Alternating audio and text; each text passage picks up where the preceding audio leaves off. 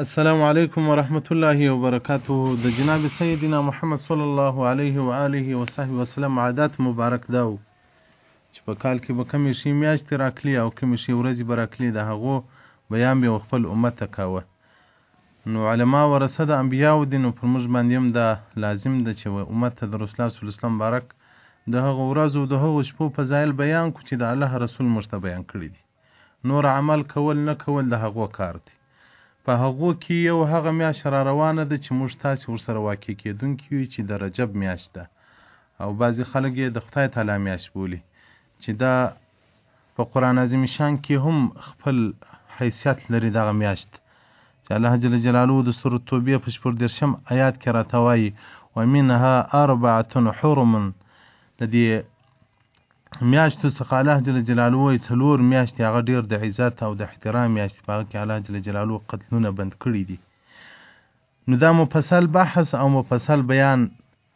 غواړي چې په ګانټو باندې، خو موږ به د نمونې دپاره د دغې میاشتې فضایل او د دغې میاشتې برکات و امت ته د رسول الله صلی الله علیه وسلم مبارک بیان کړو. د انس رضی الله مبارک څخه روایت دی، هغه قال رسول الله صلی الله علیه و آله و صحبه وسلم، رسول الله صلی الله علیه وسلم مبارک ویل ان فی الجنة نهرا، په تحقیق سره په جنت کې یو نهر د واله ده. رسول الله صلی الله علیه وسلم مبارک یقال له رجب، هغه نهر ته رجب ویل کیږي. اشد بیاض من اللبن، تر شیدو ډیر سپین دی هغه نهر، هغه اوبه او تر عسلو ډیر خوږې دي. رسول الله صلی الله علیه وسلم مبارک وی دا دغه چا د پاره دی من صاب من رجب یوما،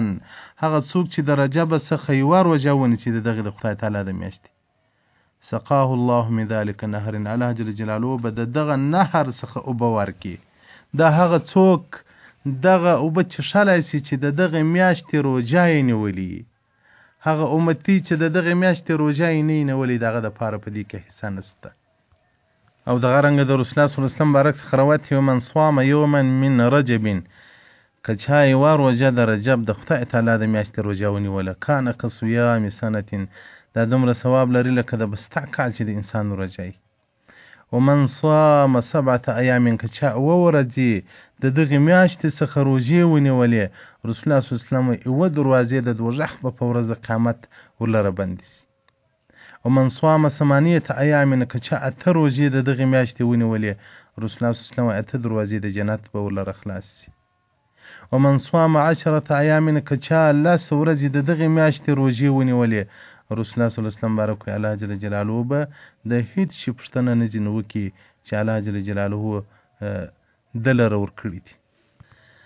او دغه رنګه رسول الله صلی الله علیه وسلم مبارک وی که چا 15 ورځې د دغې میاشتې روژې ونیولې، الله جل جلاله به ما تقدمه ګناهونه ور معاف کړي. او دغه رنګه د انس رضی الله مبارک څخه روایت دی چې دغه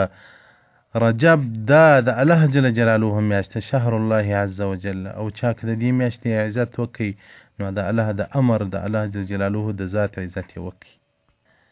او رسول الله صلی الله علیه وسلم مبارک وایي شعبان برات هغه زما میاشت ده، که چا د شعبان عزت وکړي تعظیم یې وکړي هغه زما تعظیم وکړي. رسول الله صلی الله علیه وسلم وایي څوک چې زما تعظیم وکړي د هغه دپاره به په ورځ قیامت زه یو ذخیره یم. او که څوک د الله جل جلاله د میاشتې تعظیم وکړي چې د خدای تعالی میاشت ده، الله جل جلاله به جنات نعیم ته ورولي. او رسول الله صلی الله علیه وسلم مبارک وایي شهر رمضان شهر امتي، هغه زما د امت میاشت ده، که چا د دغې میاشتې عزت وکړي په دغه میاشت کې روژه ونیوله، رسول الله صلی الله علیه وسلم ولیس علیه ذنب، پر ده باندې به هېڅ ګناه نشي پاته، الله جل جلاله به معاف کړي وبې بخښي. او دغه رنګه د رسول الله صلی الله علیه وسلم مبارک څخه روایت دی، سلمان فارسي راته مبارک وایي رسول الله صلی الله علیه وسلم مبارک ویل دي فی رجب یوم ولیله، په دغه میاشت کې یوه ورځ او یوه شپه شته، که چا د دغې ورځې روژه ونیوله او د شپې عبادت کې وکړي لکه 100 کاله چې رسول الله صلی الله علیه وسلم مبارک وایي هغه دی روژه ونیسي او 100 کاله په عبادت باندې ولاړ.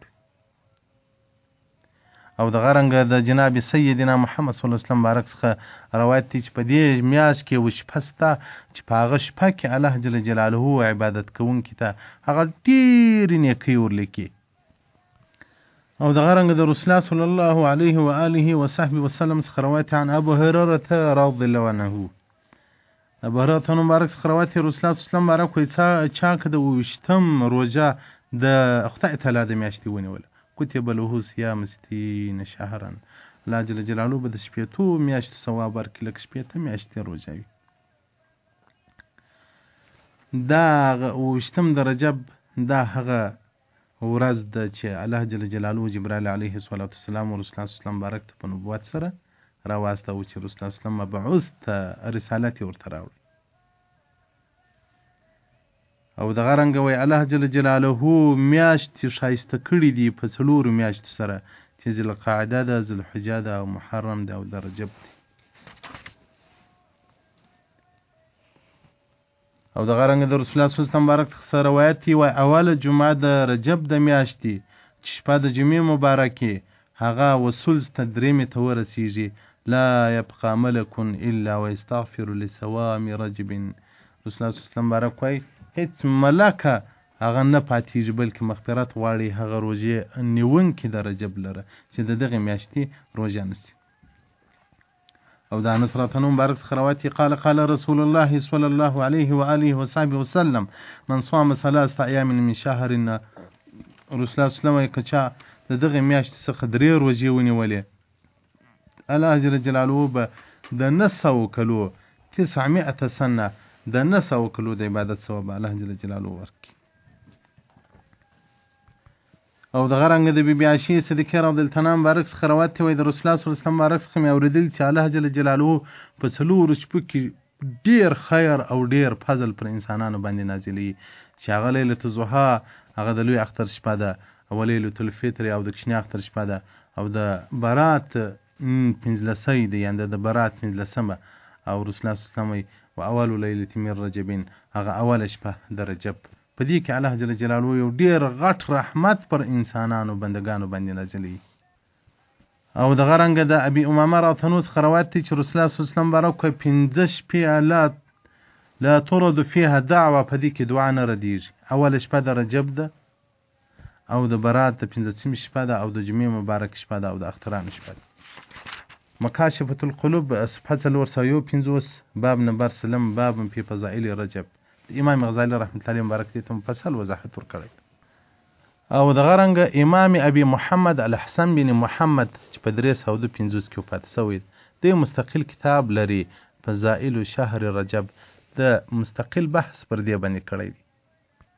د انس رضی الله مبارک څخه روایت دی چې رسول الله صلی الله علیه وسلم مبارک چې به د خدای تعالی میاشت راله ده به دا دعا کول اللهم بارک لنا فی رجب وشعبان وبلغنا رمضان یا رب وبلغنا رمضان یا رب ته موږ روژې ته ورسې او برکت موږ ته په رجب او په شعبان په برات کې راک. او دغه رنګه د ابو هريره مبارک څخه روایت چې ان رسول الله صلی الله علیه وسلم په تحقیق سره رسول الله صلی الله علیه وسلم و میاشت مکمله روژه نه نیوله د رمضان ما سوى الا رجب و شعبان او د شعبان روژه به رسول الله صلی الله علیه وسلم مبارک دغه 2 میاشتې بیا پرانیولې. او دغه رنګه د رسول الله صلی الله علیه وسلم مبارک څخه روایت عبد الله بن عباس رضی الله عنه مبارک روایت کړی دی ومن صام یوما من شهر حرام که چا د شهر حرام څخه یوه روژه ونیولې چې په هغه شهر حرام میاشتې کې هغه رجب هم دی کتب الله له بكل یوم شهرا پر هر روژه به الله یوه میاشت روژه ثواب ورکړي. او دغه رنګه د ابي سعید خدري رضی الله عنه مبارک څخه روایت دی چې رسول الله صلی الله علیه وسلم رجب من شهور الحرم چې وای دا رجب د هغه اشهر الحرم میاشتو څخه دی. رسول الله صلی الله علیه وسلم مبارک وای د دغه میاشتې هغه ورځې مکتوبه علی ابواب السماء السادسه پر شپږم اسمان باندې رسول الله صلی الله علیه وسلم د دغه میاشتې د ورځو نومان لیکلي دي. فاذا صام الرجل منه یوما که څوک په دغه میاشت کې یوه ورځ روژه ونیسي رسول الله صلی الله علیه وسلم مبارک وای دغه دروازه چې په شپږم اسمان کې د روژې نومان پر لیکلي دي دغه وږغیږي ونطق اليوم او هغه ورځ د رجب وږغیږي ویا رب دغه انسان ته مغفرت وکړه بخښ ورلره وکړه هغه روژه ونیوله الله جل جلاله وایي تاسو شهیدان سي ما هغه ته بخښه کړې ده. او دغه رنګه د عکرمه او د عبدالله بن عباس رضی الله عنهما څخه روایت دی چې رسول الله صلی الله علیه وسلم صوم اول یوم من رجب د خدای تعالی د میاشتې اوله روژه کفاره 3 سنین د 3 کلو د ګناهو کفاره ده. او دومه روژه د 2 کلو د ګناهو کفاره ده او درېمه روژه هغه د 1 کال د ګناهو کفاره ده. ثم كل يوم شهر هغه هر ورځ روژه هغه بیا د 1 میاشت د ګناهو کفاره ده. فضائل شهر رجب صفحه اوله بیا تر 9 پورې ده. ابي محمد الحسن بن محمد چې په 350 کې وفات شوی دی مفصل بحث ورکړی او دغه رقم امام بهقي رحمت الله علیه مبارک فضائل الاوقات یو کتاب لري د اوقاتو په باره کې صفحه 20 بیا تر 50 پورې دې ته مفصل بحث ورکړی دی. امام بهقي رحمت الله علیه چې په حدیثو کې ډېر غټ شخصیت دی او بیخي منل شوی شخصیت دی. او دغه رنګه امام غزالی رحمت الله علیه په مکاشفة القلوب صفحه 450 کې حقایت وړاندې کوي. وان امرأة في بيت المقدس په مقدس کې یو ښځه وه دی به هر ورځ د رجب په میاشت کې په هر ورځ کې قل ولا شریف هغه بیخي ډېر په کثرت سره ویله حتی 12,000 واره به هر ورځ ویل او دی به په دغه میاشت کې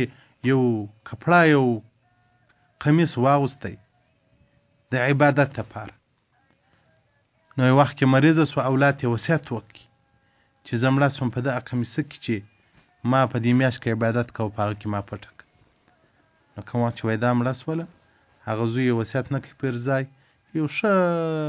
کفن یې ورکوي. ماښامه دغه ځوان خپله مور په خوب کې ولیدله دا ورته وایي چې زه له تا څخه غیر راضیتین راضي نه یم تا زما په وصیت عمل نه وکړي. دی چې له خوبه راپورته سو ډېر په بیره کې او ډېر په وهم کې و هغه د دې قمیص یې راواختی په نبش قبرها د دې قبر یې هغه وشنی قبر چې ور وشنی دا نسته فتحیر اریان چیرې تللی ده مور مې چیرې ده. یو اواز یې واورېدی اواز کې دا ورته ویل کېږي ایا ته نه پوهېږې هغه څوک چې په رجب کې زموږ اطاعت وکړي لا نترکه فردا وحید هغه موږ یوازې نه پرېږدو دلته. نو محترمینو دغه د عبادت میاشت ده دا د برکت میاشت ده په دې کې عبادتونه وکړي نفلونه وکړي خیراتونه وکړي روژې ونیسي ذکرونه ډېر وکړي د الله تلاوتونه د قرآن وکړي او درود پر رسول الله صلی الله علیه وسلم بارک باندې ډېر ووایي. او دغه رنګه د ثوبان اتنو مبارک څخه روایت دی چې رسول الله صلی الله علیه وسلم بارک پر یو ادیره باندې راتېرېدی ویې ژړل. بیا ولیا ثوبان هؤلاء يعذبون في قبورهم دغه انسانان په عذاب دي په قبرو کې ما دعا وکول الله جل جلاله عذاب ځینې ایسته کړي. یا ثوبان لو صاموا هؤلاء یوما من رجب دغه خلکو که د خدای تعالی د میاشتې یوه روژه هم نیولې وای یوه شپه عبادت کړی و دی به په عذاب کې نه وای مبتلا سوی. وایي ما ورته یا رسول الله بصوم یوم و قیام لیله د په یوه روژه د رجب او په یوه شپه د رجب د عبادت دغه خلک د عذاب څخه خلاصېدلی سوی. رسول الله صلی الله علیه وسلم بارک نعم والذي نفسي بيده رسول الله صلی الله علیه وسلم بارک زما د قسم په هغه ذات چې زما نفس د ده په قبضه کې دی په قدرت کې دی یو مسلمان نر او ښځه دغه روژه نه نیسي او عبادت نه کوي بلکې کې وکړي الله جل جلاله یې هغه شپه په کال ور حسابي هغه ورځ د کال په عبادت ور حسابي هغه شپه د کال د شپو په عبادت باندې ور حسابي. او دغه رنګه شیخ عزالدین بن عبدالسلام رحمت الله علیه وایي که څوک د رجب د میاشتې د روژې څخه منع کوي پوه جاهلون هغه سړی جاهل دی. نو محترمینو پخوا زمانه کې له دغه بدبیه خلک وله دغه وابیان تاسو پر دغه باندې معلوموئ کومې مبارکې ورځې چې په کال کې راځي دی وایي بس ورځې هېڅ فرق نه لري بس هره ورځ ښه ورځ ده هره ورځ خود ښه ورځ ده چې په عبادت ولمانځل سي. خو الله جل جلاله دې امت ته فصلونه ورکړي دي لکه د دنیا کې چې فصلونه ستا یو راغی یوه میاشت د یوه شي سیزن یې بله میاشت د بل شي سیزن یې یو وخت غنم یې بل وخت کې انګور یې د انګورو د غنمو فصلونه سره جلا وي د انارو د انګورو فصلونه سره جلا وي په مختلفو اوقاتو کې وي دارنګه د عبادت فصلونه لري پر دې امت باندې الله رحمت کړی ده داسې ورځې ورکړي دي چې په هغو کې یوه ورځې په کال ورحسابي او په کلو ورحسابي نو وابیان د دې ښو ورځ څخه هغه لرې خلک دي هغه نه د رجب نه د شعبان هغه د دې فضائل نه مني نه عقیده ورته لري او الحمدلله چې الله جل جلاله موږ تاسې د هغو ډلو څخه نه یو کړي او دغه رنګه ابو سعید خضري راته مبارک وایي د دغې میاشتې اوله ورځ زه رسول الله صلی الله مبارک ته ورغلم وایي دا ورته یا ابو سعید دا ډېره د خیر ورځ ده او یو عظیمه ورځ ده د برکت ورځ ده وایي ما ورته یا رسول الله څنګه وایي رسول الله صلی الله علیه مبارک راته وویل چې اخي جبرائیل علیه السلام رالی راته ویل چې الله جل جلاله په دغه میاشت کې الله جل جلاله ملایکو ته امر وکړي هغه اوازونه وکړي خو هغه ثقلین نه اوري او دا د توبې میاشت ده نو په توبه لیمان هغه چا لر د خوشحالي وي چې توبه په دې میاشت کې وکړي او دغه رنګه شیخ عبدالقادر جیلانی رحمت الله علیه مبارک په غنیه کې وایي چې دا یو عظیمه میاشت ده په دغه کې چا هغه یوه روژه ونیوله الله جل جلاله به هغه ورلره د 3,000 کلو ثواب ورکړي او دغه هغه امت دی چې الله دومره رحم ورباندې کړی دی چې په قرآن کې الله راته وایي لیلة القدر خیر من 1000 شهر د لیلة القدر شپه یې راکړې ده برات یې راکړی دي رجب یې راکړی دي د اخترانو شپې یې راکړي دي چې په دې کې عبادتونه الله جل جلاله ډېر اضافه کوي نزهة المجالس الصبحه 152 154 هغه فضائل الرجب د هغه امت دی یو څوک به ووایي چې دا څنګه عبادت دی چې یوه شپه یې په څو کلو باندې را بدلیږي د هغه امت دی رسول الله صلی الله علیه وسلم بارک وایي په ورځ قیامت به زما یو امتي راوړل چې د الله و حضور ته عملنامې به یې راوشني په عملنامو کې به رسول الله صلی الله علیه وسلم وایي هغه په لکهاو روژې لیکلي وي په عملنامو کې به په لکهاو لمنځونه لیکلي په عملنامو کې به په لکهاو په میلرهاو خیراتونه لیکلي او په عملنامو کې به په میلرهاو حجونه لیکل سوي رسول الله صلی الله علیه وسلم بارک وایي امتي به حیران پاتې سي چې یا ربه دغه خو ما نه دي کړی په ژوند کې مې یو حج هم نه دی کړی دا څومره عبادتونه دي وایي ملایکې به ورته ووایي چې دغه امت مرحومه د رسول الله صلی الله علیه وسلم امت ته لقب امت مرحومه ورکول سوی دی الله رحم ورباندې کړی دی وایي دا د هغه امت مرحومه هغه ثوابونه دي چې دوی به بخښلو امت ته خو هر مسلمان چې لاس پورته کړي وایي یا رب زما د عبادت ثواب و ټولو امت ته د رسول الله صلی الله علیه وسلم وبخښه هر سړی چې عبادت کوي نو تاسې اوس فکر وکړئ پر مخ د مځکې څومره مسلمانان ګرځي څومره روژې نیسي څومره حجونه کوي څومره عمرې کوي څومره ختمونه د قرآن عظیم شان کوي څومره درودونه وایي دغه ټول اعمال سره رسیږي الله جل جلاله دې امت ته ورسوي یو افضله د امتو یو که موږ په ځان باندې پوسو چې موږ کم خلک یو د هغه امت دی چې موسی علیه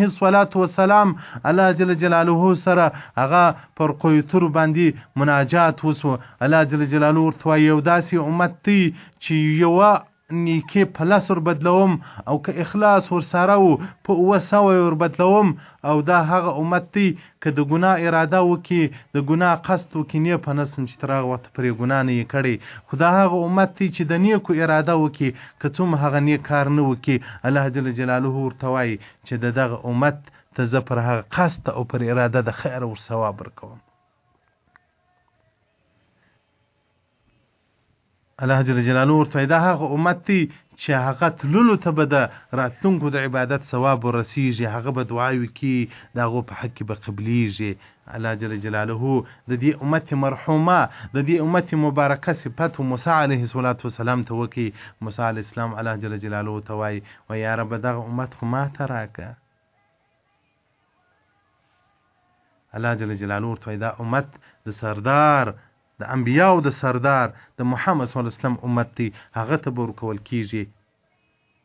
موسی علیه السلام چې نا امید چې دا امت ما ته نه راکول کیږي بیا لاس پورته کړو الله جل جلاله ته ول یا رب فاجعلني في امتي ما د په امت کې وګرځوه الله جل جلاله په ورځ قیامت په د په امت کې بیا تا حساب کوم نو ټول انبیا به د رسول الله صلی د امتیت تر بیرغ لاندې جنت ته ننوځي اول به رسول الله صلی الله بارک جنت ته ننوځي بیا به